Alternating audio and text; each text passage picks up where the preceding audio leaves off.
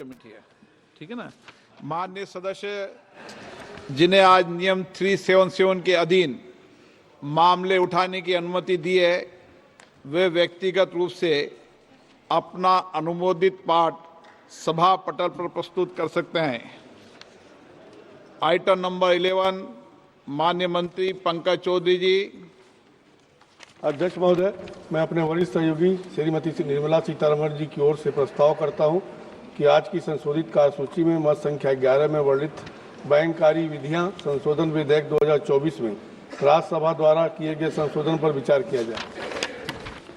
प्रश्न है कि लोकसभा द्वारा यथा पारित बैंककारी विधियां संशोधन विधेयक 2024 में राज्यसभा द्वारा किए गए संशोधन पर विचार किया जाए। जो सदस्य इसके पक्ष में हाँ कहें, जो सदस्य विरोध में ना कहें। मेरे विचार में निर्णय हाँ वालों के पक्ष में हुआ, प्रस्ताव स्वीकृत हुआ। अब मैं संशोधनों को सभा के मतदान के लिए रखूंगा। प्रश्न है कि लोकसभा द्वारा यथा पारित विधेयक में राज्यसभा द्वारा किए गए संशोधन संख्या 1 और 2 को स्वीकृत किया जाए। जो सदस्य इसके पक्ष में हाँ कहें, जो सदस्य विरोध में ना कहें। मेरे विचार में निर्णय हाँ वालों के पक्ष में संशोधन स्वीकृत हुआ।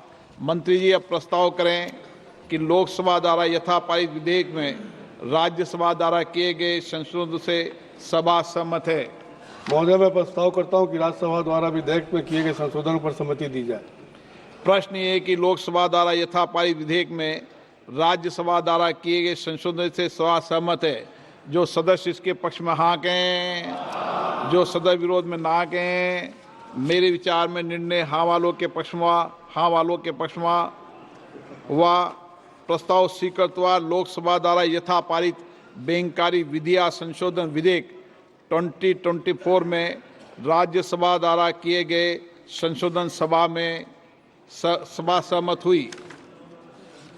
आइटम नंबर 12 और 13 को एक साथ सभा में लिया जा रहा है।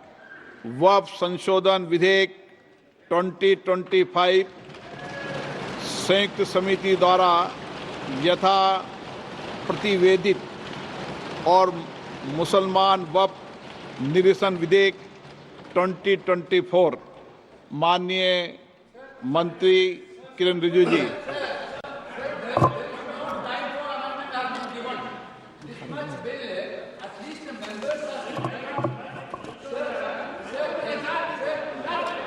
हाँ, बोलिए। This type of bill, when you are bringing it to the House, at least the members has to have the power to give amendments. Yesterday, what happened, sir? This bill has been brought into the notice of member only around afternoon. Then the amendment time will be ceased till 3:30. Then how can the members move amendments, sir? This is basically you are actually bulldozing the legislation, sir. This type of legislation bulldozing is not happened in this house, sir. Sir, members has to go. Then why that, sir? You need to give time for amendment, sir. Sir, there are several provisions to be given amendment. There is no time at all. Okay, आप सुनिए। आप बैठिए, एक विषय मैं दे दूं। माननीय सदस्यगण, मैंने सभी जो गैर सरकारी माननीय सदस्यों के जो भी संशोधन प्रस्ताव थे वह और सरकारी संशोधन प्रस्ताव दोनों को बराबर का समय दिया है। मैंने ऐसा नहीं किया कि आपके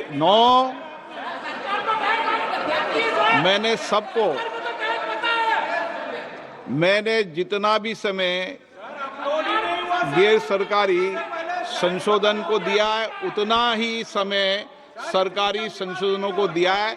मैंने दोनों में कोई अंतर नहीं किया गया है। मंत्री जी को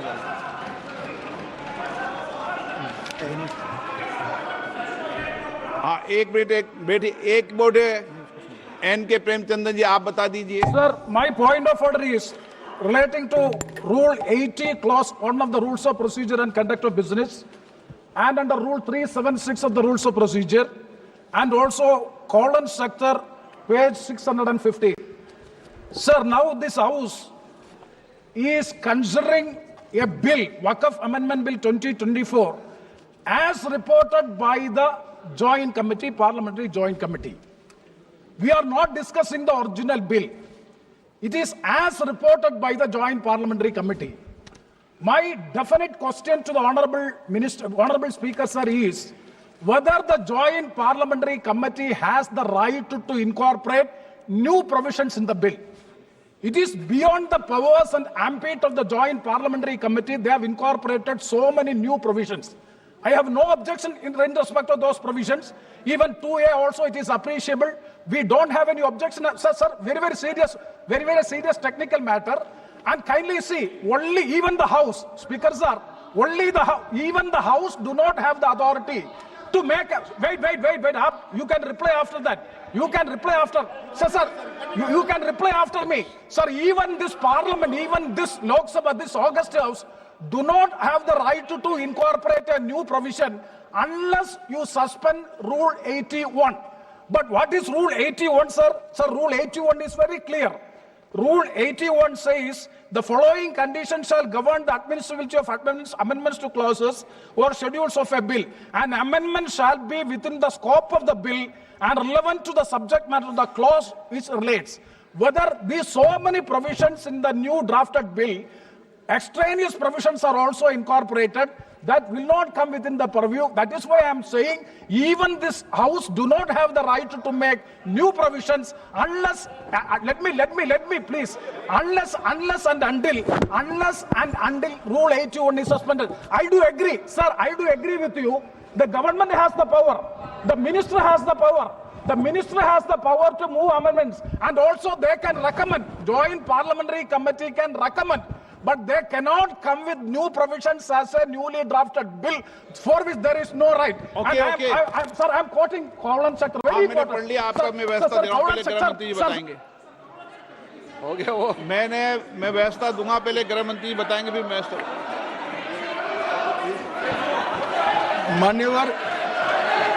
माननीय इनको पढ़ लें दो पूरा. 1 मिनट इनको पढ़ लें दो. आप पढ़ लो, आप पूरा पढ़ लो. Sir, Cowland Sector, page 615.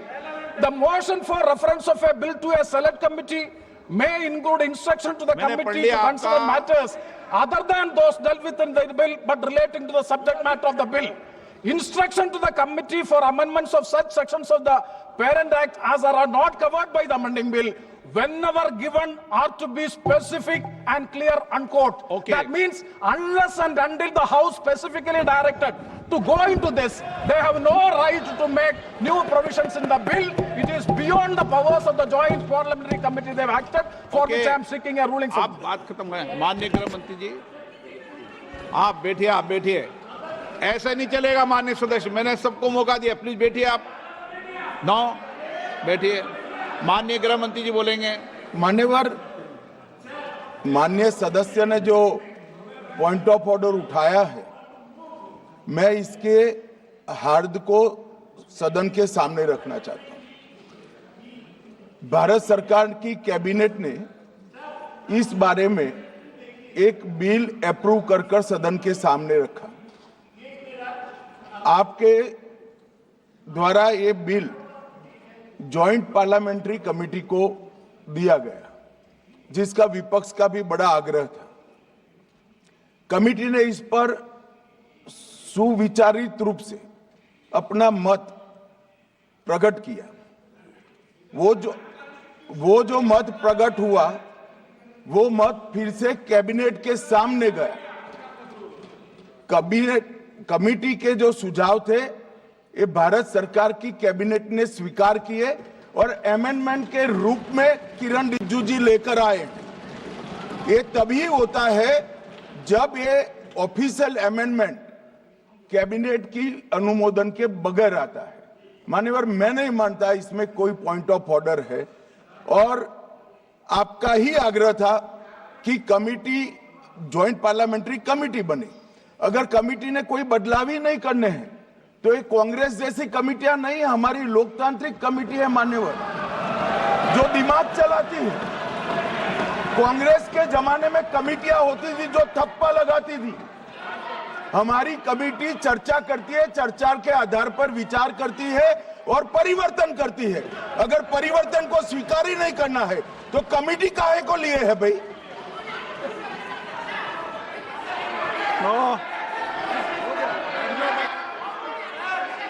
आप जब विधेयक पर चर्चा हो तो सबको मौका दूंगा। अभी 0 ओवर पर मानने के मैं इस पर अपनी व्यवस्था देता हूं। माननीय सदस्यगण श्री NK प्रेमचंद्रन जी ने जो प्रश्न उठाया है वक्फ संशोधन विधेयक 2025 पर संयुक्त समिति में विधेयक कुछ खंड जोड़ दिए गए जो विधेयक के दायरे से बाहर हैं। इस विषय पर मैं माननीय सदस्यों का ध्यान कौल और शब्दों द्वारा रचित संसदीय पद्धति और प्रक्रिया की ओर आकर्षित करना चाहता हूं कि संयुक्त समिति की किसी भी विधेयक में संशोधन करने की शक्तियां बड़ी व्यापक और विस्तृत है।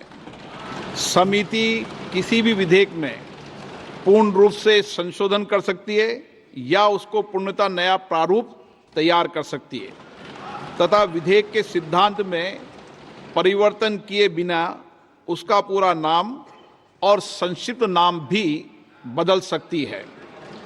इस प्रकार समिति किसी विधेयक में नए उपबंध सम्मिलित कर सकती है तथा विधेयक की व्याप्ति की समिति कर सकती है। विगत में कई संयुक्त समितियों ने विधेयकों में ऐसे संशोधन किए हैं। श्री किरण रिजिजू जी।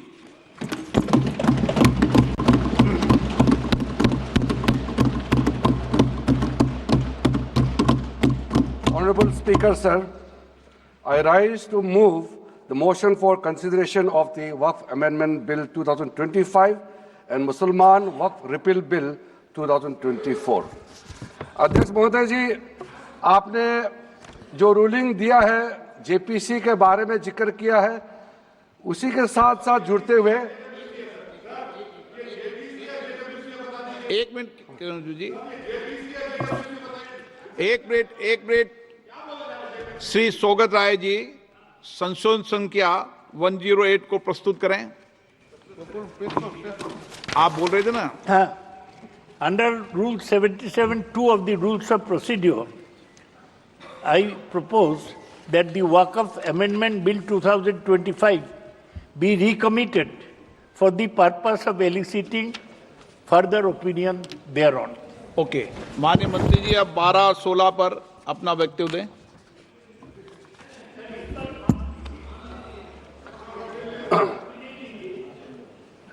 आपका जो जब मैं ओपनिंग करूंगा उसका भी जवाब आएगा और बाकी अमेंडमेंट तो आखिरी में आता ही है।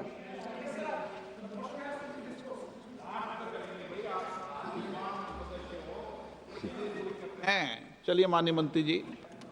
माननीय अध्यक्ष महोदय, हम सबको बहुत डिटेल में जाने का भी आवश्यकता नहीं है। कमेटी के बारे में उसका जिक्र काफ़ी हो चुके हैं, लेकिन मैं इतना कहना चाहता हूं कि जो कमेटी इस बार दोनों सदन लोकसभा राज्यसभा मिला करके ज्वाइंट कमेटी में वक्फ अमेंडमेंट बिल पे जो चर्चा हुई है, आज तक भारत के संसदीय इतिहास में इतना व्यापक रूप से चर्चा, कंसल्टेशन और समय कभी नहीं दिया है।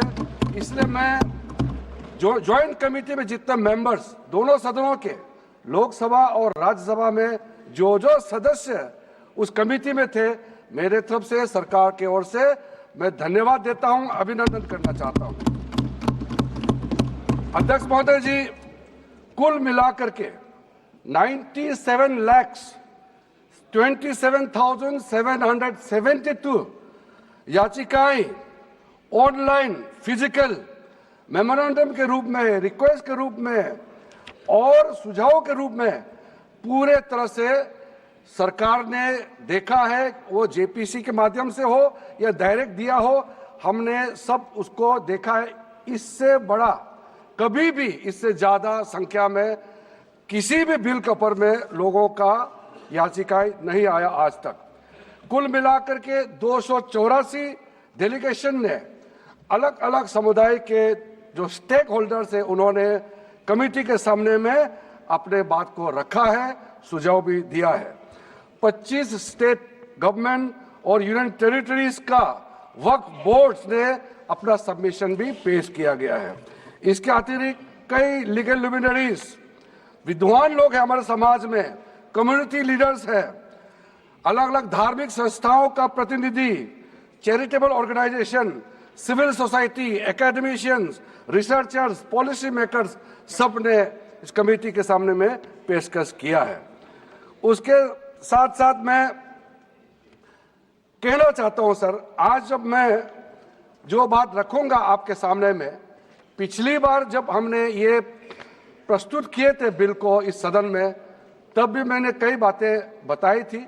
आज मैं उसको नहीं दोहराते हुए कुछ बातें मैं जोड़ूंगा, और मुझे अपना बात रखने के बाद सिर्फ उम्मीद ही नहीं, पूरा यकीन है कि जो जो लोग इस बिल को विरोध कर रहे थे वो हृदय में भी बदलाव होगा, पॉजिटिव सोच के साथ इस बिल में सब समर्थन करेंगे। ये मैं विश्वास के साथ आप आगे अपना बात रखना चाहता हूं। क्योंकि मैं पॉजिटिव नोट से बात रखना चाहता हूं, तो इसलिए एक मेरे जो मन की बात है मैं कहना चाहता हूं, तो इससे अच्छा संदेश जाए। किसी की बात कोई, अध्यक्ष महोदय, किसी की बात कोई बदगुमान ना समझे, इस जमीन का दर्द कभी आसमान ना समझेगा। ये मैं दिल से कह रहा हूं, क्योंकि अच्छा सोच के साथ, बड़ा दिल के साथ, खुले मन से मैं ये प्रस्ताव आपके सामने में पेश कर रहा हूं। सर, कई लोगों ने अपने अपने तरीके से बातें रखी हैं। किसी ने कहा ये प्रावधान अनकॉन्स्टिट्यूशनल है, गैर संवैधानिक है। किसी ने कहा ये इलीगल है, अनलॉफुल है। सर, ये बिल जो हम लोग जिक्र कर रहे हैं कोई नया विषय नहीं है। आजादी से पहले ये बिल, जब पहली बार मुसलमान वक्फ वैलिडेटिंग एक्ट पास किया गया था 1913 में, तब से इसका इतिहास शुरू होता है। उससे पहले प्रिवी काउंसिल ने 1894 में इनवैलिडेट किया था वक्फ अल औलाद को। बाद में उसका प्रॉपर लीगल फॉर्म में 1913 के बाद फिर 1923 में द मुसलमान वक्फ एक्ट लाया गया था, जिसमें अकाउंटिंग और ट्रांसपेरेंसी के बारे में ये जोर उसको देते हुए ये एक्ट पास किया गया था। उसके बाद 1930 में द मुसलमान वक्फ वैलिडेटिंग एक्ट लाया गया है, जो रीइंफोर्स करता है legal validity of the family waqf. परिवार में जो वक्फ होता है उसको जोड़ देते हुए ये बिल लाया गया है। उसके बाद आजादी के बाद 1954 में 1954 में वक्फ एक्ट पहली बार आजाद भारत का एक्ट बनी, और उस समय स्टेट वक्फ बोर्ड का भी प्रावधान उसी 1954 एक्ट में प्रावधान किया गया था। उस समय से लेकर के कई संशोधन के साथ में 1995 में व्यापक रूप से ये वक्फ एक्ट बनी है। तो उस समय किसी ने नहीं कहा कि ये एक्ट अनकॉन्स्टिट्यूशनल है, किसी ने नहीं कहा उस समय ये अनलॉफुल है। आज जब हम उसी बिल को सुधार के ला रहे हैं, तब आपको ये अनकॉन्स्टिट्यूशनल, अनलॉफुल का ये शब्द इस्तेमाल करने का आपको ये नौबत कैसे आया? ये सोच क्यों आया? अगर आप सच्चे दिल से सोचते और मन साफ होते तो आप तर्क पे जाते। इस संशोधन बिल में जो जो तर्क है आप उसमें बात कीजिए। आप उसको छोड़ के जो कोई लेना देना नहीं है बिल में, उसका बात आप लेकर के लोगों को गुमराह करने का, बरगलाने का काम जो किया है, उसको मैं शुरू में साफ करना चाहता हूं। अध्यक्ष महोदय जी, 1995 में ट्राइब्यूनल का पहला व्यवस्था किया गया है, ताकि वक्फ बोर्ड का कोई भी निर्णय किसी को अगर पसंद नहीं है या उसको चैलेंज करना चाहता है तो वक्फ ट्राइब्यूनल वहां आप जा सकते हैं। उसका प्रावधान पहले बार हुए हैं, और उस समय यह भी फैसला हुआ कि 5 लाख से ज्यादा आमदनी किसी वक्फ प्रॉपर्टी में है, उसके लिए सरकार एग्जीक्यूटिव ऑफिसर्स अपॉइंट किया जाएगा। ये भी 1995 में शुरुआत की है। अध्यक्ष महोदय जी, ये आज एक ट्रिगर पॉइंट क्यों हुआ है? ये अमेंडमेंट बिल लाने का आवश्यकता सबसे ज्यादा शुरुआत कहां से हुई, मैं संक्षेप में बताना चाहता हूं। 2013 में, 2014 में हम सब चुनाव में गए और चुनाव में जाने से पहले 2013 में कुछ कदम ऐसे उठाए गए हैं जो आप सुन करके, आप सदस्य के रूप में भी और इस देश का नागरिक होने के कारण आपके दिमाग में यह बात जरूर सवाल उठेगा कि ऐसा कदम क्यों उठाया गया है। सर, 2013 में पहला यह बदलाव हुआ कि इस देश में कोई भी आदमी, कोई भी इंसान, चाहे वो हिंदू हो, मुसलमान हो, सिख हो, ईसाई हो, पारसी हो, बौद्ध हो, जैन हो, वक्फ क्रिएट कर सकता है। सब बनाया है। इस देश में ऐसा कानून कैसे मंजूर कर सकते हैं अध्यक्ष महोदय जी? हर कानून अपना अपना हिसाब से चलता है, लेकिन एक कानून दूसरे कानून के ऊपर में ओवरराइडिंग इफेक्ट होगा, ये कोई भी मान्यता नहीं दे सकता है। उसके बाद सर, मैं कुछ प्रोपोगेंडा साथ में जुड़े हुए हैं उससे पहले, जो 2013 में मुझे भी बहुत ताज्जुब हुआ कि ये पास कैसे जबरदस्ती करवाया है। 2013 में वक्त पे यूजर जो आपने प्रावधान डाला, उसके बाद 1970 से एक केस चल रहा था दिल्ली के अंदर में। दिल्ली के अंदर में हमारा सीजीओ कॉम्प्लेक्स है, पार्लियामेंट बिल्डिंग है, कई प्रॉपर्टीज है, और इसको वक्फ बोर्ड, दिल्ली वक्फ बोर्ड ने क्लेम किया कि ये वक्फ प्रॉपर्टीज है। उसके बाद ये केस चल रहा था अदालत में। उस समय यूपीए सरकार ने पूरा सारा जमीन को डी नोटिफाई करके वक्फ बोर्ड को दे दिया। 123 प्रॉपर्टी। अगर आज हम ये संशोधन लेके नहीं आते तो जिस सदन में हम बैठे हैं, ये पार्लियामेंट बिल्डिंग, इसको भी क्लेम किया जा रहा था। एयरपोर्ट, बसंत विहार, और अगर नरेंद्र मोदी जी का सरकार नहीं आते, अगर यूपीए का सरकार कंटिन्यू रहता, तो क्या क्या बिल्डिंग को डी नोटिफाई किया जाना था। 123 प्रॉपर्टी को तो डी नोटिफाई किया। मैं रिकॉर्ड में कह रहा हूं, अपने मन से कुछ नहीं कह रहा हूं, मैं ऑफिशियल रिकॉर्ड का बात बता रहा हूं। अध्यक्ष महोदय, आप काहे को उछल रहे हो? मैं अपने से थोड़ी बोल रहा हूं, जो हकीकत बात को बता रहा हूं। आप आराम से बैठ के सुनिए। आपके दल को और आपको सबको बोलने का मौका मिलेगा। माननीय मंत्री जी,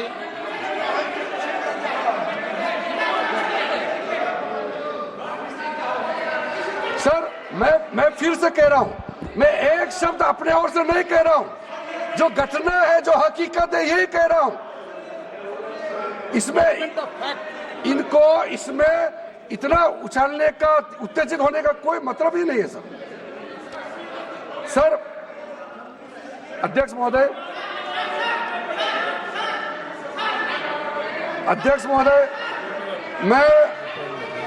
मैं आपके माध्यम से सदन को कहना चाहता हूं कि जो संवैधानिक बात उठा करके लोगों को गुमराह करने का जो प्रयास किया जा रहा है, उसको भी देश के सामने में सही बात रखना बहुत ही जरूरी है। एक बात बार बार इन लोगों ने कहा गया है कि ये जो वक्फ अमेंडमेंट बिल है, ये आर्टिकल 25, आर्टिकल 26, आर्टिकल 30 का उल्लंघन करता है करके इन्होंने इल्जाम लगाया। पढ़ चुका हूं, आप पढ़ लो। कभी भी डिबेट के बीच में पॉइंट ऑफ ऑर्डर नहीं होता है, व्यवस्था दे दी है, पंथवा ना कभी। माननीय मंत्री जी बोलिए। अध्यक्ष महोदय,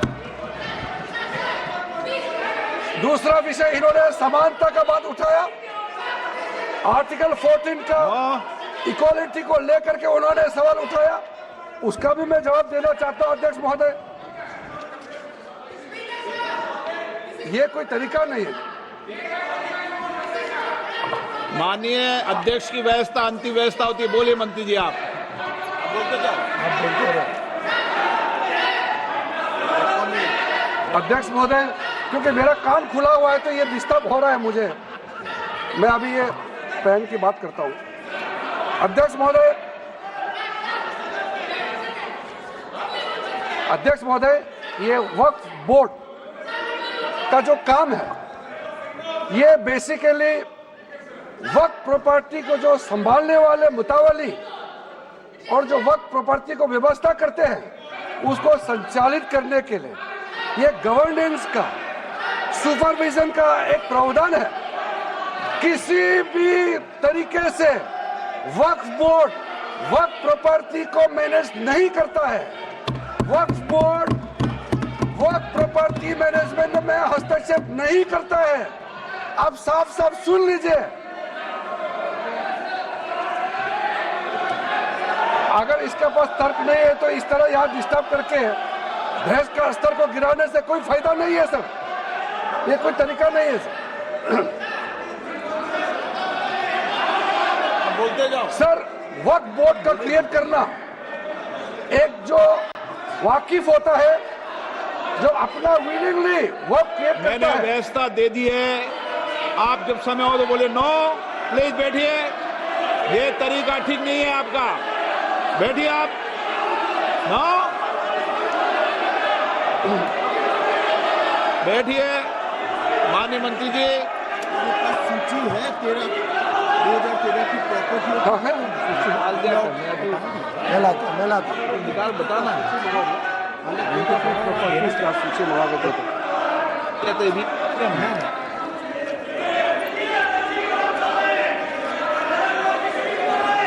अध्यक्ष महोदय, सबको बोलने का मौका मिलने वाले हैं, तो कम से कम बात को शांति से सुनने के बाद आप अपना बात रखिए। ये कोई तरीका नहीं होता है सर।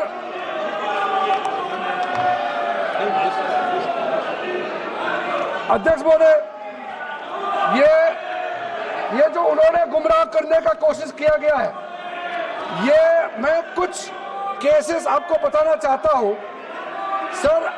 आप देखिए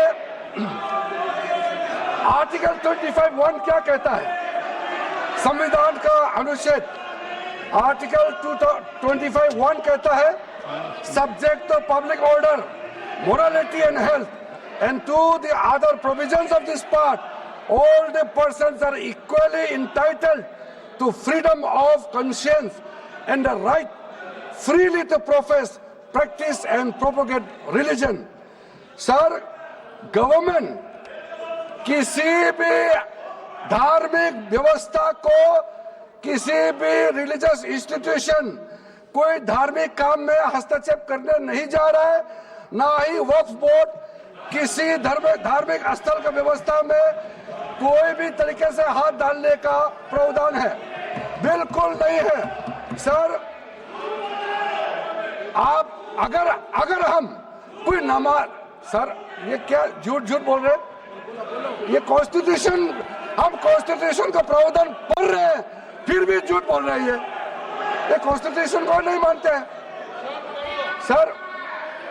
किसी मस्जिद का मैनेजमेंट को हम हस्तक्षेप करने का कोई इसमें प्रावधान नहीं लिया जा रहा है। एक मिनट माननीय सदस्य, आप भारत की संसद में बैठे हो, गरिमा मर्यादा बनाए रखो, बैठे बैठे टिप्पणी मत करो। हाँ, आपको जब मौका मिलेगा आप अपनी बात कहना, बैठे बैठे टिप्पणी नहीं कर सकते, ये संसद की मर्यादा नहीं है, ऐसे नहीं चलेगा सदन। सदन व्यवस्था नियम से चलेगा। किसी भी व्यक्ति को बैठे बैठे कोई भी सदस्य जो बोल रहा हो उसके बीच में टिप्पणी करने का अधिकार नहीं है। माननीय मंत्री जी। अध्यक्ष महोदय जी, ये वक्फ बोर्ड का जो प्रावधान किसी मस्जिद, किसी मंदिर, किसी धार्मिक स्थल का व्यवस्था का कोई लेना देना नहीं है, ये सिंपली एक प्रॉपर्टी का मैनेजमेंट का विषय है। ये कोई मुसलमान अपना ज़कात देता है, फितरा देता है, उसको हम पूछने वाला कौन होते हैं? ये आपका धार्मिक भावना से जुड़े हुए चीज है, उसमें सरकार का कोई लेना देना नहीं है। लेकिन ये वक्फ प्रॉपर्टी का मामला है, लेकिन वक्फ प्रॉपर्टी का मैनेजमेंट करता है, मुतवल्लिज करता है। ये आपको इतना बेसिक ये फर्क जो है अगर समझ में नहीं आते या जानबूझ करके आप नहीं समझना चाहते हैं तो तो मेरे पास इसका कोई इलाज नहीं है। अध्यक्ष महोदय जी, ये आपके माध्यम से मैं फिर से कहना चाहता हूं कि ये सर क्या ये ऐसा बहस नहीं होता है जी।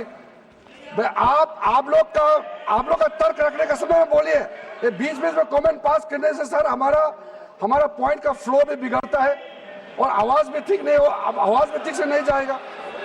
आप क्या चीज को जवाब देंगे सर इसमें मैं कई ऐसे केसेस है जिसको मैं रेफर कर सकता हूं, लेकिन सदन में 3 केसेस का मैं रेफर करूंगा तो दूध का दूध पानी का पानी हो जाएगा कि ये धार्मिक व्यवस्था से कोई लेना देना नहीं है। आपको मैं पहला एग्जांपल देना चाहता हूं, सैयद फजल पकुया तंगल वर्सेस यूनियन ऑफ इंडिया। इसमें क्या केरला हाईकोर्ट का फैसला है। केरला हाईकोर्ट ने कहा the Waqf board is a statutory body, pure and simple, it is not a representative body of the Muslim community. यह हाईकोर्ट का ऑर्डर है। उसके बाद इलाहाबाद हाईकोर्ट का ऑर्डर भी सुन लीजिए, Hafiz Mohammad Zafar Ahmad versus UP central Sunni board of Waqf का जजमेंट सुन लीजिए। A mutawalli's right is purely a right of management of the property and is not a proprietary right. The duties of a mutawalli are purely of a secular character. His duties are not of a religious character. इतना clear cut ruling है। तीसरा, तिलकायत श्री गोविंद लाल जी महाराज versus state of Rajasthan. इसमें high court ने क्या कहा, supreme court ने क्या कहा, right to manage the properties of the temple. अब देखिए मंदिर का भी इसमें एग्जांपल लिया गया है।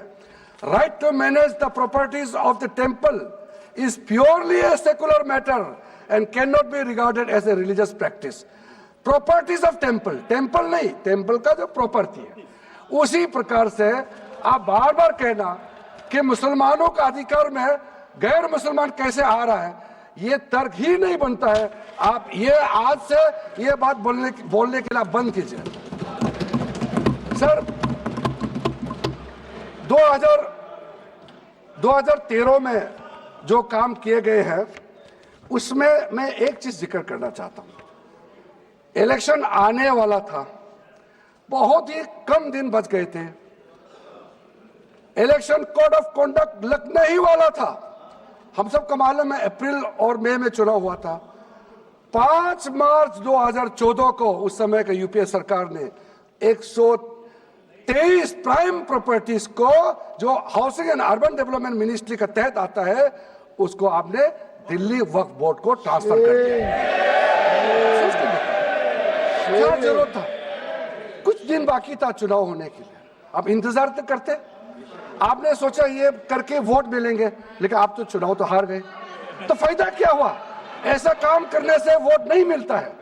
इसलिए लोग इंटेलिजेंट हैं, हमारे देश के लोग समझदार हैं, इसलिए वोट बैंक का राजनीति के बिना हम अच्छे सोच के साथ में आज इस सदन में फिर से आए हैं। कुछ एनोमलीज है इस बिल में, तो इसको बदलना जरूरी था। मैंने एक पहले भी इसका जिक्र किया था कि आपने कहा कोई भी हिंदुस्तानी, कोई भी भारतीय वक्फ क्रिएट कर सकता है। वो 95 में ऐसा नहीं था, आपने 13 में बदलाव किया, उसको हमने फिर से 1995 का प्रावधान को फिर से रिवाइव करते हुए ये हमने जोड़ा है कि वक्फ वही क्रिएट कर सकता है जो मिनिमम 5 साल इस्लाम को प्रैक्टिस करता है। बहुत साफ साफ शब्दों में प्रावधान रखा है। सर, जो वक्फ बोर्ड बने हैं हम उसको बहुत ही सेकुलर इंक्लूसिव बनाना चाहते हैं। आपका पुराना प्रावधान को हटा करके अब हमने कहा है कि वक्फ बोर्ड में शिया भी रहेंगे, सुन्नी भी रहेंगे, बोहरास भी रहेंगे, आगा खानिस भी रहेंगे, मुसलमानों में जो बैकवर्ड है, पिछड़े लोग हैं वो भी रहेंगे, और साथ साथ में महिला भी रहेंगे और एक्सपर्ट नॉन मुस्लिम भी रहने का प्रावधान रखा गया है। सब स्वागत करना चाहिए, इसको किसी को आपत्ति होने का कोई जरूरत नहीं है। उसके बाद सर मैं थोड़ा सा इसको विस्तार करके बताना चाहता हूं। मेरा ही खुद का एग्जांपल मैं देता हूं। मान लो मैं मुस्लिम नहीं हूं, लेकिन मैं माइनॉरिटी अफेयर्स मिनिस्टर हूं, तो मैं सेंट्रल वक्फ काउंसिल का चेयरमैन होता है। तो मेरे होने के बावजूद उसके बाद टोटल 4 नॉन मुस्लिम हो सकता है वक्फ काउंसिल में मेंबर, और उसमें मैक्सिमम 4 नॉन मुस्लिम के साथ साथ में 2 महिला कंपलसरी है। 2 महिला होना ही चाहिए सर। उसके बाद सर स्टेट अभी आप पूरा वक्फ बोर्ड देख लीजिए, महिला कहाँ है? महिला को भी रखा ही नहीं है, वो सिर्फ बातें करते हैं। सर 22 सर मैं स्पेसिफिक बताना चाहता हूं। सेंट्रल वक्फ काउंसिल में टोटल 22 मेंबर्स में 4 नॉन मुस्लिम से ज्यादा मेंबर नहीं हो सकते हैं। एक्स ऑफिशियो का पद को मिला करके 3 मेंबर ऑफ पार्लियामेंट होगा। मेंबर ऑफ पार्लियामेंट तो किसी धर्म का हो सकता है। जब इलेक्शन करते हैं तो कोई भी धर्म का मेंबर ऑफ पार्लियामेंट या एमएलए बन सकते हैं। सर 10 मेंबर मुस्लिम कम्युनिटी से होगा, 2 फॉर्मर जजेस होंगे सुप्रीम कोर्ट और हाई कोर्ट के, 1 advocate of national eminence member रहेंगे, 4 persons of national eminence from various field. ये तो कई कमिटियों ने इसको सिफारिश किया है। और एडिशनल सेक्रेटरी या joint secretary to the government of India उसमें रहेंगे। आउट ऑफ 10 मुस्लिम मेंबर्स 2 महिला अनिवार्य है, ये हमने प्रावधान रखा है। और स्टेट बोर्ड में आउट ऑफ 11 मेंबर्स 3 से ज्यादा नॉन मुस्लिम नहीं हो सकता है। एक्स ऑफिशियो को मिलाकर के 1 chairperson, 1 MP, 1 MLA, 4 members from Muslim community, 2 members with professional experience, 1 member of Bar Council and Joint Secretary to the state government dealing with work matters. Out of 4 Muslim members, 2 shall be women. ये हमने रखा है ताकि हमारे बहनों को किसी तरीके से दरकिनार नहीं कर सके। वक्फ एक्ट सर हमने जो नया प्रावधान रखा है उसमें जितना भी जो आर्बिट्रेरी प्रोविजन जो जरूरी नहीं था उसको हमने सामान्य रूप से देश में और जितना कानून है उसको मिलाते हुए मुख्य रूप से ट्रांसपेरेंसी इन वक्फ मैनेजमेंट, सर्वे को अपडेट करने के लिए जो पहले इनसफिशिएंट प्रोविजन था इसमें वक्फ लैंड रिकॉर्ड्स वगैरह में महिलाओं का इनहेरिटेंस राइट्स, बच्चों का राइट और साथ साथ में कई हजारों केसेस पेंडिंग है ट्राइब्यूनल और कोर्ट्स में, उसको सेटल करने के लिए जो आज लगभग 10,000 से भी ज्यादा केसेस जो पेंडिंग था और कुछ सालों के अंदर में 13 से 30,000 केसेस पेंडिंग हो चुके हैं, उसको सरलता से सुलह करने के लिए हमने रास्ता खोजा है। एक चीज बार बार आप लोग कहते हैं हमारे पक्ष के लोग हो या उस साइड के पक्ष के लोग हो या जो सदन से बाहर है वो एक वक्तव्य देते रहते हैं, मैं उसको सुधारना चाहता हूं। ये कहते हैं कि हमारा देश में लैंड बैंक जो है वक्फ बोर्ड के पास 3rd लार्जेस्ट है। पहला रेलवे, इंडियन रेलवे, फिर इंडियन आर्मी मतलब इंडियन डिफेंस का, और फिर कहता है वक्फ बोर्ड के पास जमीन है। मैं उसको सुधारना चाहता हूं। सर आप भी तो ट्रेन में चलते हैं, हम लोग भी ट्रेन में चलते हैं, हजारों किलोमीटर ट्रेन का पटरी लगा हुआ है, स्टेशन बना हुआ है। वो ट्रेन का पटरी लगा हुआ है वो रेलवे का प्रॉपर्टी थोड़ी है, ये तो देश का प्रॉपर्टी है, हम लोग सब चलते हैं उसमें। इसको आप कैसे लगा सकते हैं कि रेलवे के पास इतना है, वक्फ बोर्ड के पास इतना है? वो देश का प्रॉपर्टी है। हमारा डिफेंस के पास कहता है कि 2nd लार्जेस्ट है। डिफेंस के पास जो भी ले रहे, जहां ट्रेनिंग करता है, जहां वो रहता है या बॉर्डर एरिया में जितना डिफेंस लैंड है वो देश का रक्षा के लिए है। उसको आप कैसे वक्फ प्रॉपर्टी के साथ आप तुलना कर सकते हैं? वक्फ प्रॉपर्टी प्राइवेट प्रॉपर्टी होता है सर। तो इसलिए दुनिया में सबसे ज्यादा वक्फ प्रॉपर्टी हिंदुस्तान में है। सिर्फ हमारे देश में ही नहीं, दुनिया का सबसे बड़ा और सबसे ज्यादा वक्फ प्रॉपर्टी हिंदुस्तान में है। तो फिर ये क्यों है 60 साल तक आप सरकार में रहे हैं, हमारे देश में मुसलमान इतना गरीब क्यों है? जब दुनिया का सबसे ज्यादा वक्फ प्रॉपर्टी हमारा देश में है, तो हमारा गरीब मुसलमानों का पढ़ाई के लिए, मेडिकल ट्रीटमेंट के लिए, स्किलिंग के लिए, इनकम जनरेशन के लिए क्यों काम नहीं हुआ आज तक? बताइए। ये दुनिया का सबसे बड़ा वक्फ प्रॉपर्टी अगर हिंदुस्तान में है, तो उस प्रॉपर्टी से गरीबों का उत्थान के लिए, लोगों का भला के लिए अगर ये सरकार नरेंद्र मोदी जी के नेतृत्व में गरीब मुसलमानों के लिए काम कर रहा है, तो इसमें आपत्ति क्यों होना चाहिए? आप लोग बताइए। इसलिए सर, इसको धर्म जाति से बाहर उतर करके सबको सीधा सीधा अपना दिल से पूछ करके आप सोच के देखिए कि आप जो लोग आज इस बिल को विरोध कर रहा है, आज 1 साल 2 साल नहीं, सदियों तक हमारा देश उसको याद रखेगा कौन इस बिल को समर्थन कर रहा है, कौन इस बिल को विरोध कर रहा है। आज चंद वोट के लिए, सत्ता के लिए हमारे मुसलमानों को आपने 70 साल से ज्यादा वोट बैंक बना करके गुमराह किया है। कितना और गुमराह करना चाहते हैं? अब हमारा देश में वोट बैंक का राजनीति नहीं चलेगा। इसलिए मैं कहना चाहता हूं, जब हमारा देश में इतना वक्फ प्रॉपर्टी है, तो इसको हम बेकार में पड़ा रहने नहीं दिया जा सकता है। गरीब मुसलमानों के लिए, आम मुसलमानों के लिए इस्तेमाल करना ही पड़ेगा।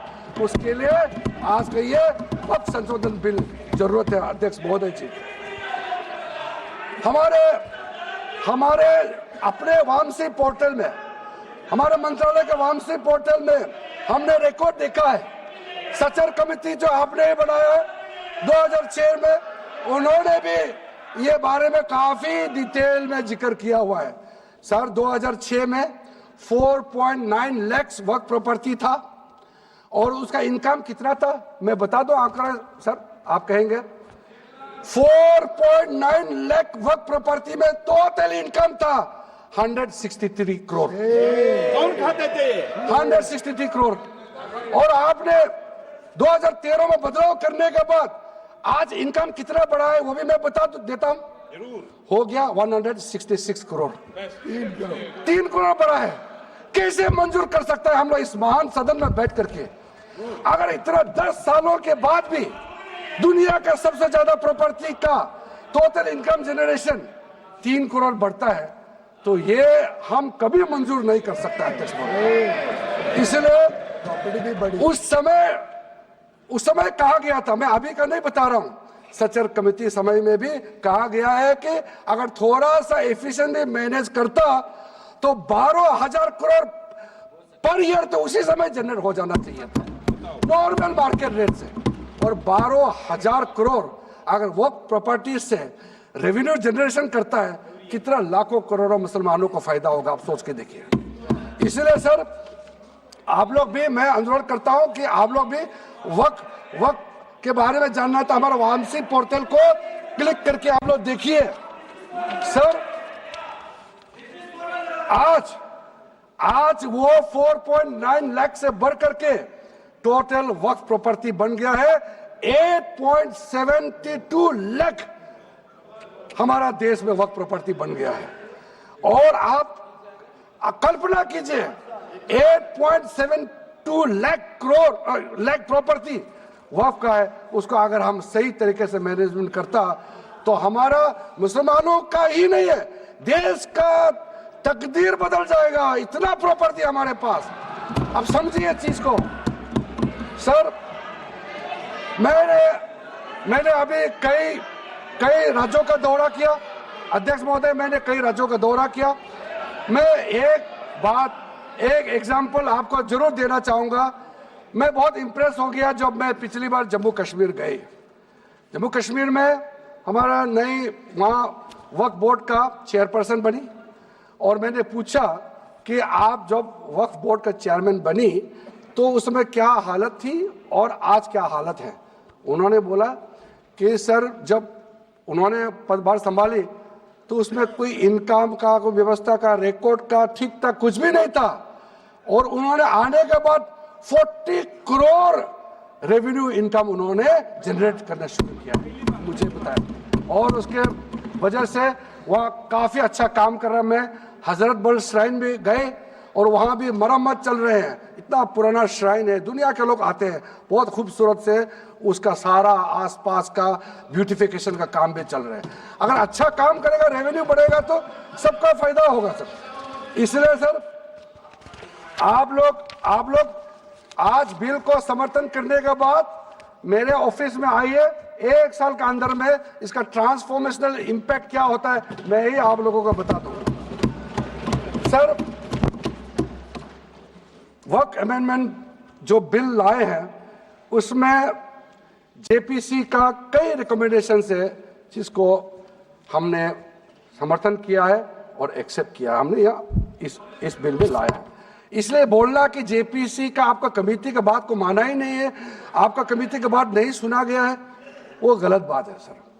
अध्यक्ष महोदय जी, पार्लियामेंट्री कमेटी जब बनता है तो उसका एक अपना एंटिटी होता है और उस कमेटी में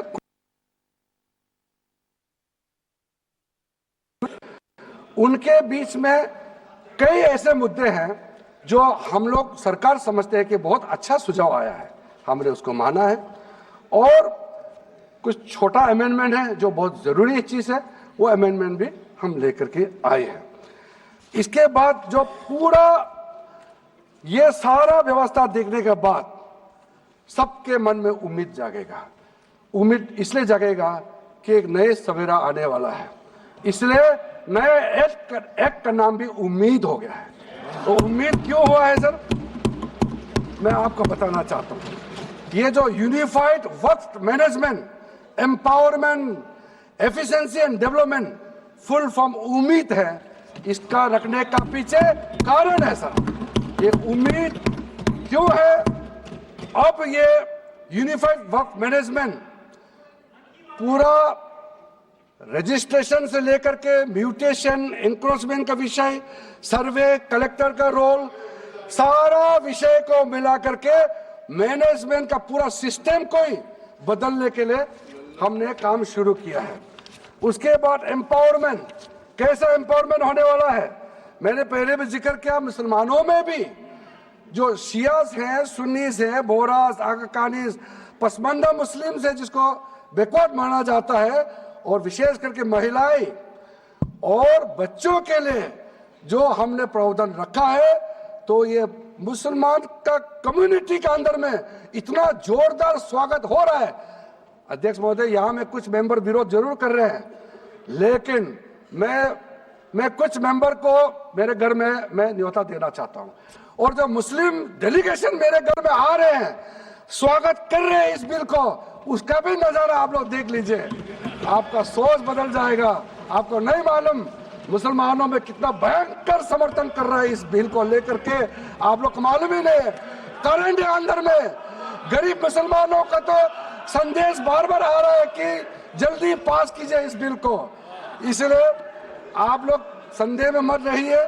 एफिशिएंसी को हमने बढ़ाने का काम किया है, टेक्नोलॉजी का उपयोग करते हुए सेंट्रलाइज डेटाबेस होगा, डिजिटल पोर्टल होगा, कोई छुप के अंधेरे रातों में वर्क क्रिएट नहीं कर सकता है, इसका पूरा रजिस्ट्रेशन का प्रावधान है, ट्रैकिंग होगा, निगरानी रखा जाएगा, कंप्लायंस का प्रावधान है, और जो मैनुअल हाथों से जो गलत होगा उसका भी करेक्शन करने का प्रावधान है, ब्यूरोक्रेटिक डिले होता है उसका भी समाधान हमने पूरा बिल में तरीका बना के रखा हुआ है, और आखिर में इसका ऑडिट प्रॉपर होना चाहिए, तो ऑडिट का भी प्रावधान हम लोग राज्य सरकार के ऊपर में छोड़ा है, क्योंकि आखिर तो सर ये सारा प्रॉपर्टी का अथॉरिटी राज्य सरकार का है, बोर्ड का अपॉइंटमेंट भी राज्य सरकार को करना है, केंद्र सरकार का कोई रोल नहीं है, लैंड स्टेट सब्जेक्ट है, सारा राज्य सरकार को ही करना है। इसलिए राज्य सरकारों को हम फुल अथॉरिटी देने के साथ साथ हमारा जो मंत्रालय है वो ऑनलाइन हमेशा जुड़ा रहेंगे कि जो वक्त प्रॉपर्टी क्रिएट किया गया है उसका स्टेटस है वामसी पोर्टल से मिला करके हम लगातार टच में रहेंगे। इसलिए कोई इसमें ये नहीं सोचना है कि सेंट्रल गवर्नमेंट कोई एक्स्ट्रा पावर हड़पने जा रहा है क्या, बिल्कुल सोचने का नहीं है। ये टोटली स्टेट गवर्नमेंट का अधीन है और राज्य सरकारें ही इसका निगरानी में। हमारा बिहार देख रहे हैं आप, मैं राकेश और बड़ी खबर दिल्ली से आ रही है। लोकसभा में वक्फ संशोधन बिल पेश हो गया है। संसदीय कार्य मंत्री किरण रिजिजू ने इस बिल को पेश किया। बिल पेश करने के बाद उन्होंने कहा कि जेपीसी में वक्फ बिल पर व्यापक चर्चा हुई है। समाज के हर वर्ग से हमने सुझाव लिए हैं, कानून के जानकारों ने भी सुझाव दिए हैं। वक्फ बिल पर विपक्ष का मन साफ नहीं है। मुसलमानों में भी जो वक्फ के अंदर में अपना प्रॉपर्टी वक्फ प्रॉपर्टी इस वक्फ बोर्ड के प्रावधान से गवर्न करना चाहते हैं, मोस्ट वेलकम है। अगर वो ट्रस्ट के माध्यम से अपना प्रॉपर्टी का अलग तरीके से वक्फ करना वो चलाना चाहता है, मैनेज करना चाहता है, उसके लिए भी छूट दिया गया है। तो इसमें जो आप लोग बार बार कहते हैं कि वक्फ बोर्ड में गैर मुसलमान कैसे आ रहा है, इसका मैं छोटा सा एग्जांपल देना चाहता हूं। अभी हम लोग किसी धर्म किसी जाति का हिसाब से तो हम एमपी नहीं बने हैं, हम तो ऐसे सिटीजन होकर के एमपी बने हैं। तो अगर मेरा कॉन्स्टिट्यूंसी वाला हमको कहेंगे कि किरण रिजिजू मेरा यहाँ नहीं आ सकता है, हमारा धर्म और तुम्हारा धर्म अलग है, तो कैसे होगा? मैं तो ऐसे एमपी, मेरे पास अथॉरिटी है, मैं जा सकता हूँ। उसी प्रकार से आपका ट्रस्ट है, ट्रस्ट को चलाता है चैरिटी कमिश्नर। तो ट्रस्ट वाला कैसे कहेंगे कि चैरिटी कमिश्नर मेरा जात का ही होना चाहिए? चैरिटी कमिश्नर तो गवर्नेंस को संभालने के लिए है, चलाता तो ट्रस्ट है। उसी प्रकार से आप कैसे कह सकते कि मेरा वक्फ प्रॉपर्टी को देखने के लिए वक्फ बोर्ड में गैर मुसलमान नहीं हो सकता है? आप कैसे कह सकते हैं? ये तर्क आप थोड़ा गहराई से सोचिए, क्योंकि ये बार बार कहा गया है, मैं नाम नहीं लूंगा, वो बाद में तो बोलेंगे हमारे कुछ लोग हैं कि मुस्लिम का अफेयर्स में नॉन मुस्लिम क्यों आ रहा है। अरे ये धार्मिक व्यवस्था से कोई लेना देना नहीं है, मैं बार बार कह रहा हूं। इसलिए ये प्रॉपर्टी है, वक्फ प्रॉपर्टी है, आप लोग इसको समझिएगा। उसके बाद सर, ये जो हमने जो 2013 के बाद कुछ बदलाव जो किए हैं, वक्फ बाय यूजर में कुछ लोग ने शंकाएं व्यक्त किया है।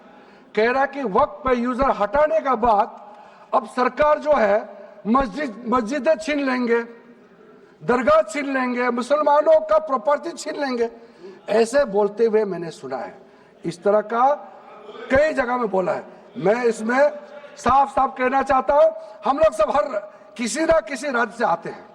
We all belong to each and every part of our country, we are together. We may belong to different states and union territories, we are all Indian. ये अथॉरिटी राज्य सरकार को हमने कैसे दिया? जो प्रॉपर्टी वक्फ यूजर को हम लोगों ने हटाने के बाद यह प्रावधान सुरक्षित किया है, ऑथोराइज किया स्टेट गवर्नमेंट को कि जो प्रॉपर्टी रजिस्टर्ड हो चुके हैं, जब नमाज पढ़ते हैं, रजिस्टर्ड है, डॉक्यूमेंट है, उस पर कोई हस्तक्षेप नहीं होगा। यह कानून प्रोस्पेक्टिव है, रेट्रोस्पेक्टिव नहीं है। ये आप लोग बहुत क्लियर से सुन लीजिए, ये किसी का जमीन छीनने का कानून नहीं है। ये किसी का राइट, किसी का हनन करके उसका प्रॉपर्टी को हड़पने का नहीं है। राज्य सरकारों को अधिकार दिया गया है कि जो ऑलरेडी रजिस्टर्ड है उसका तो कोई डिस्प्यूट नहीं है, लेकिन जो डिस्प्यूटेड है, जो कोर्ट में पेंडिंग है, उसको हम यहाँ कानून बना के कैसे हटा सकते हैं? कोर्ट का पावर को तो हम ले नहीं सकते हैं सर। इसलिए यहाँ बार बार ये लोग माइक बजा बजा करके झूठ 100 बार भी बोलो, कुछ होने वाला नहीं है। सिटीजनशिप अमेंडमेंट बिल जब लाया गया था, वही लोग हैं जिन्होंने कहा था कि सिटीजनशिप अमेंडमेंट बिल पास होकर एक्ट बन जाएगा तो मुसलमानों का हक छिन जाएगा, उनका नागरिकता खत्म हो जाएगा। आज सीए लागू हो गया, बताइए किसी मुसलमान का अधिकार छीना है? किसी मुसलमान का नागरिकता छीना है? बताइए, क्या आप माफी मांगेंगे? आपने देश भर में घूम घूम कर झूठे बातें फैलाया, आज आप साबित हो गया कि आपने झूठ बोला था, लेकिन आज आप माफी मांगने का भी हिम्मत नहीं रखते हैं। जिगर थाम के आप लोग सुनिए, ये आप आज दोबारा आप मिसलीड करेंगे, गलत बातें करेंगे तो फिर मुंह खाना पड़ेगा आपको। फिर कोई और बिल लेके आएंगे, फिर मैं आपका पर्दाफाश करेंगे फिर से। इसीलिए सर हम लोग तर्क पे जाइए, पॉइंट पे जाइए। इसलिए दूसरा, महिलाओं के लिए अध्यक्ष महोदय जी, क्योंकि फैमिली में पुरुष महिला सब होते हैं, तो इसमें हमने एक सिंपल प्रावधान रखा है कि एक कोई भी मुसलमान जब वक्त क्रिएट करता है, सबसे पहले उस परिवार में जो महिला का अधिकार है उसको सुरक्षित करके ही आप वक्त क्रिएट कर सकते हैं। नहीं तो पहले ऐसा होता था, वक्त क्रिएट कर दिया, आपका बच्चों का अधिकार खत्म हो गया, महिला का अधिकार खत्म हो गया। आप वक्त उसी प्रॉपर्टी को क्रिएट कर सकते हैं जो आपका हकदार है, जो आपका 100% हिस्सा है, उसी को ही आप वक्त क्रिएट कर सकता है। बच्चों का और महिला का अधिकार नहीं छीन सकता है। ये बहुत बड़ा रिफॉर्म है। मुसलमानों में अगर वो चाहते हैं कि महिला आगे ना बढ़े तो ये लोग तो इसको विरोध करेंगे ही, लेकिन जो थोड़ा प्रोग्रेसिव सोचने वाले, जो थोड़ा बारीकी से अगर सोचेंगे तो कितना गलत बात है कि समाज में महिलाओं को दबाने का काम करते हैं और यहाँ जोर जोर से बोलते हैं। अध्यक्ष महोदय जी, सारा मैनेजमेंट जो सरकार का जमीन या प्राइवेट का जो जमीन है, इसका कलेक्टर को इन्होंने कमेटी के माध्यम से सुझाव किया है कि हर चीज कलेक्टर को क्यों ऑथराइज किया गया है। तो कमेटी के बात को माना है कि कलेक्टर से ऊपर कोई भी अधिकारी, कलेक्टर से ऊपर जो अधिकारी है वो देखेंगे सरकारी जमीन और कोई डिस्प्यूट है वक्फ बोर्ड के साथ या किसी मुतावली के साथ डिस्प्यूट है, उसका जांच कलेक्टर के ऊपर अधिकारी करेंगे। ये कमेटी ने सुझाव दिया था और उसी को मान करके आज इस सदन में पेश किया जा रहा है। एक महत्वपूर्ण सुझाव हम लेके आ रहे हैं, अमेंडमेंट लेके आ रहे हैं, इसमें मैं मानता कोई विरोध नहीं करेगा। ये इसमें शुरू में छूट गया था, मैं सर खुले दिल से आपको कहना चाहता हूं, लेकिन बहुत सोच समझ के साथ ये प्रावधान अमेंडमेंट हम लेके आ रहे हैं कि जब आप वक्फ प्रॉपर्टी क्रिएट करेंगे तो ऐसा नहीं होना चाहिए कि आप ट्राइबल एरिया में जाकर के आदिवासी का जमीन को आप वक्फ क्रिएट कर दें। ये नहीं होना चाहिए। इसलिए हमारा देश के आदिवासियों का संरक्षण को ध्यान में रखते हुए शेड्यूल 5 और शेड्यूल 6 में आप वक्फ प्रॉपर्टी क्रिएट नहीं कर सकते हैं। ये एक महत्वपूर्ण अमेंडमेंट लेके आया है। डिटेल में अब आगे अध्यक्ष महोदय आपको मैं बताऊंगा। वक्फ ट्राइब्यूनल के बारे में सर मैं संक्षेप में, अभी फ्लोर खुलने वाले हैं, मैं आपके हाथ फ्लोर छोड़ने वाले हैं, तो मेरा जो वाइंड आपको आप ध्यान से सुन लीजिए। जो ट्राइब्यूनल है, ट्राइब्यूनल में 2 मेंबर का हमने प्रस्ताव रखा था, तो कमेटी ने कहा कि 2 मेंबर ठीक नहीं है, इसमें 3 मेंबर होना चाहिए। ये प्रस्ताव भी मंजूर किया गया है। तो वक्फ ट्राइब्यूनल में 3 मेंबर होगा फिक्स टेन्योर का साथ, और उसमें आज टोटल लिटिगेंस 14,417 केसेस है। आप सोच के देखिए, तो ट्राइब्यूनल में जल्दी जल्दी केस डिस्पोज हो, 3 मेंबर्स का ट्राइब्यूनल बनाया गया है। उसके बाद में उसका टेन्योर को फिक्स किया गया है। उसके बाद में जो एक बहुत स्ट्रिंजेंट प्रोविजन था, पहले ऑटोमेटिक अपील करने का राइट नहीं था, स्पेशल रिव्यू पिटीशन ही कर सकते थे ट्राइब्यूनल के ऑर्डर के बाद। तो आज हमने एक अच्छा सोच के साथ खुला मन से ये कहा है कि अब अगर आप वक्फ बोर्ड का निर्णय से खुश नहीं है, वक्फ ट्राइब्यूनल का निर्णय से खुश नहीं है, तो आप अदालत जा सकते हैं। ये रास्ता भी हमने खोल दिया है। उसके बाद सर कंट्रीब्यूशन, एनुअल कंट्रीब्यूशन, ये भी आपका ही सुझाव था कमेटी वालों का कि जो कंट्रीब्यूशन देते हैं वक्फ बोर्ड मुतावली जो देते हैं उसको घटाना चाहिए, तो उसको 7% से 5% घटा दिया है। ताकि ज्यादा पैसा आप चैरिटेबल पर्पस के लिए खर्चा कर सके। तो अच्छा जो प्रॉपर्टी मैनेज करता है वो तो सरकार को शाबाशी देंगे। उसके बाद एक बहुत ही महत्वपूर्ण प्रावधान है जो हमको रखना पड़ा, आपने लॉ ऑफ लिमिटेशन को इस वक्फ बोर्ड का प्रावधान से हटा दिया था, इसको हमने लगाया है। तो अब तो मालूम है the limitation act of 1963 will now apply to the work property claims from the date of commencement of this act, aiming to reduce prolonged litigation।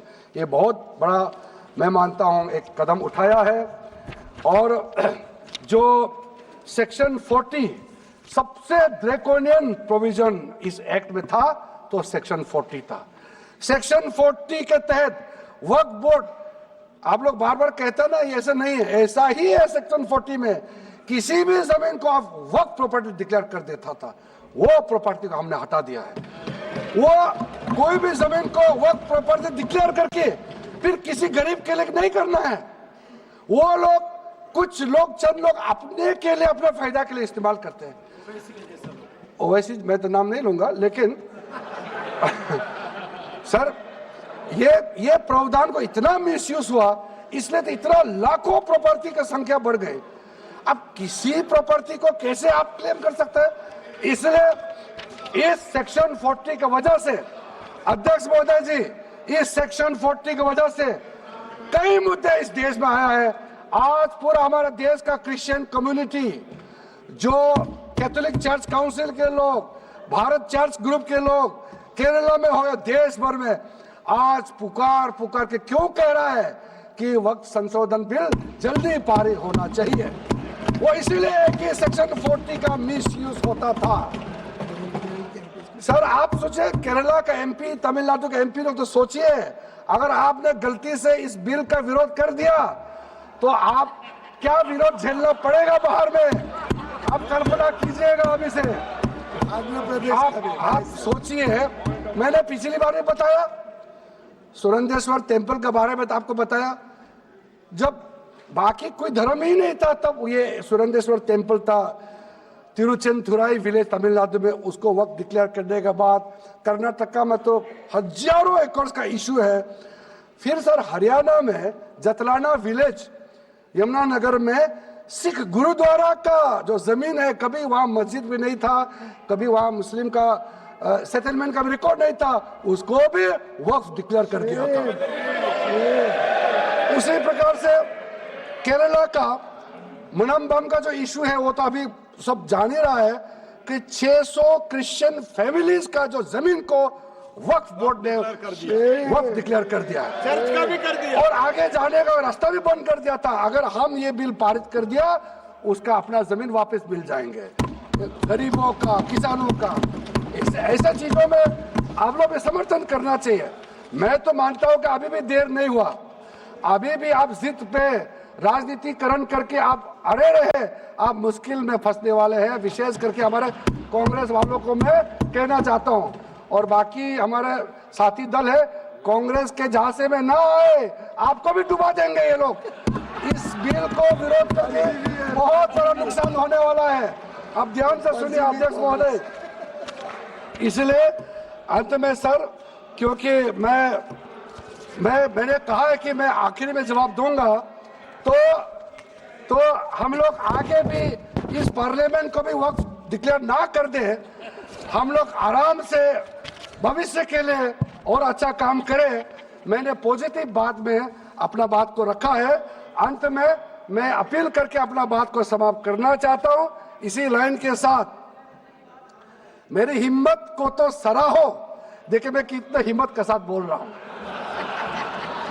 मेरे हिम्मत को तो सराहो, मेरे हमराही बनो, मैंने एक शम्मा जलाई है हवाओं के खिलाफ।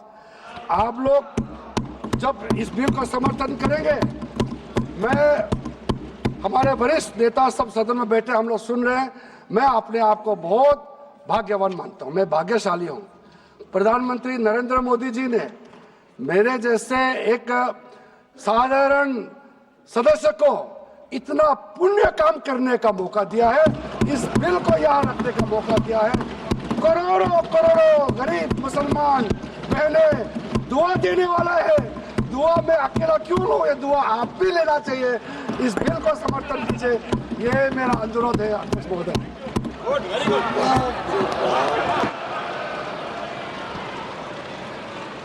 श्री गौरव गोगोई।